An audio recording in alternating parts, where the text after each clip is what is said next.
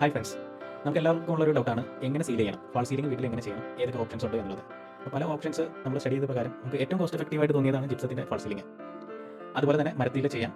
ഇത് കൂടെ തന്നെ നമ്മൾ വീട്ടിൽ ചെയ്താണ് അലുമിനിയത്തിൻ്റെ ഫാൾ സീലിംഗ്. അതായത് ഒരു വുഡൻ ഫീൽ വരുന്ന രീതിയിലാണ് അവിടെ ചെയ്തത്. അപ്പോൾ ആ വർക്കുകളാണ് അതെങ്ങനെയായിരുന്നു ചെയ്തത് അങ്ങനെയുള്ളതാണ് നമ്മൾ വീഡിയോയിൽ കാണിക്കുന്നത്. ആദ്യം തന്നെ ഇത് ഏകദേശം ഒരു 200, 225, 230 സ്ക്വയർ ഫീറ്റ് ഉള്ള ഒരു റൂമിലാണ് നമ്മൾ സീലിംഗ് ചെയ്തത്. അതിൽ ആദ്യം തന്നെ സ്ട്രക്ചർ പോലെ അവർ ചെയ്തു. അത് നമ്മുടെ സീലിംഗിലേക്ക് അത് കണക്ട് ചെയ്തു. അങ്ങനെ ആ സ്ട്രക്ചർ സ്ട്രോങ് ആക്കിയതിന് ശേഷമാണ് ബാക്കിയുള്ള പാനൽസ് ഒക്കെ ഫിറ്റ് ചെയ്തു. പക്ഷേ കോസ്റ്റ് വൈസ് നോക്കുകയാണെങ്കിൽ ജിപ്സത്തിന്റെ സീലിംഗ് ആണ് ഏറ്റവും കോസ്റ്റ് കുറവ്. ഇത് ഏകദേശം ഒരു 2 ലക്ഷം രൂപയോളം കവിഞ്ഞ് നമുക്ക് പോയിട്ടുണ്ട്. ജിപ്സത്തിലേക്ക് ആണെങ്കിൽ തോന്നുന്നത് 30,000 നിൽക്കും. പക്ഷേ ഇത് ഓപ്റ്റ് ചെയ്യാനുള്ള വേറെ കാരണം എന്ന് പറഞ്ഞാൽ ജിപ്സം നമ്മൾ ചെയ്ത് കഴിഞ്ഞാലും പെയിന്റ് അടിക്കണം, പുട്ടി വർക്ക് ചെയ്യണം.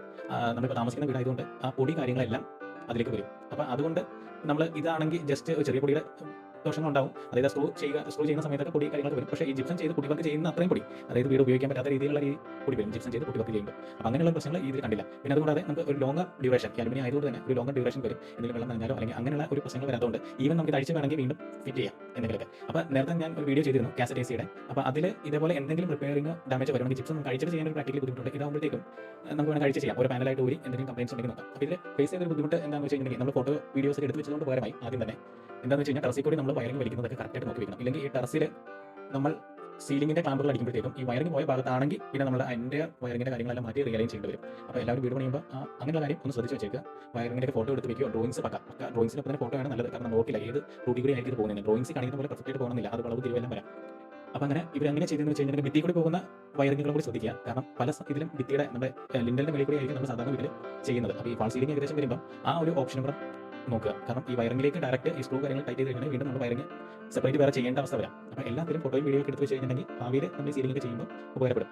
ഇതേപോലെ തന്നെ നമ്മൾ ഇതേപോലെ മേലുള്ള സീലിംഗിലേക്ക് മെയിൻ സീലിംഗിലേക്ക് നമ്മൾ അലുമിനിയത്തിന്റെ തന്നെ ക്ലാമ്പ് അടിച്ച് സ്ക്രൂ ടൈറ്റ് ചെയ്താണ് ഈ കാണുന്നത്. ചില ഏരിയയിൽ നമുക്ക് വയർ പോയി എന്ന സംശയമുള്ള സ്ഥലത്തൊക്കെയാണ് അങ്ങേയറ്റത്തിൽ നമ്മൾ കാണുന്ന അവിടെയാണ് ഇതേപോലെ കൊടുത്തിട്ട് ആ വയർ പോയിട്ടില്ല എന്ന് ഉറപ്പുള്ള സ്ഥലത്ത് മാത്രമാണ് ഇതേപോലെ കൊടുത്തത്. സ്ട്രക്ചറൊക്കെ വളരെ സ്ട്രോങ് ആയിട്ടാണ് അവർ ചെയ്തിരിക്കുന്നത്. കാരണം ആ സ്ട്രക്ചറിൽ പിടിച്ചവർ തൂങ്ങി കിടന്നിട്ട് കാണിച്ചു ഇത്രയും സ്ട്രോങ് ആണ് സ്ട്രക്ചർ. ഏകദേശം ഒരു 80 കിലോ വെയിറ്റ് ഉണ്ട് ഈ കയറി അലുമിനിയത്തിന്റെ മെറ്റീരിയൽ കയറിയതിന്റെ വെയിറ്റ് തന്നെ എന്നുള്ളതാണ് അവർ അഭിപ്രായപ്പെട്ടത്. കോസ്റ്റ് വൈസ് ഹയർ സൈഡ് ആണെങ്കിലും പ്രാക്ടിക്കൽ എളുപ്പവും കാര്യങ്ങളൊക്കെ നോക്കുവാണെങ്കിൽ നമുക്ക് ഇതായിരിക്കും ഏറ്റവും നല്ലത്. പിന്നെ ഒരു ഓപ്ഷൻ കൂടെ ഉണ്ടായിരുന്നത് കാരണം ഇതേപോലെ സ്ട്രക്ചർ ചെയ്തിട്ട് നമ്മളൊരു 2 ലെവലായിട്ടാണ് സീലിംഗ് ചെയ്തത്. ഒരു ഭംഗിക്ക് വേണ്ടിയിട്ട് ആദ്യം ഉള്ളിലത്തുള്ള സീലിംഗ് ചെയ്തു.